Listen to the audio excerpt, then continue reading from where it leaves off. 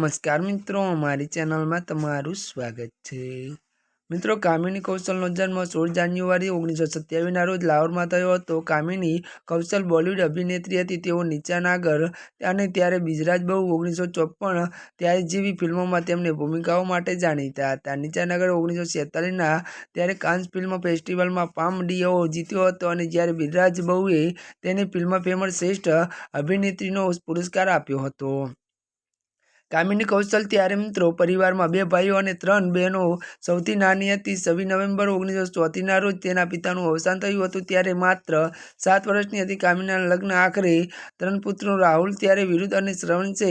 કામિની કૌશલે ત્યારે 1946માં આવેલી ફિલ્મ નીચા ત્યારે નગરથી પોતાની કારકિર્દીની શરૂઆત કરી હતી।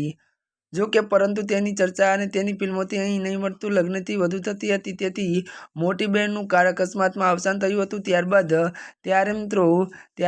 ત્યારે અકસ્માત થયું હતું અને પરિવાર કામિની લગ્ન તેની બહેનના પતિ BS સુદેશ સાથે કરાવ્યા હતા, જેથી તેના બાળકોને માતાનો પ્રેમ મળી શકે।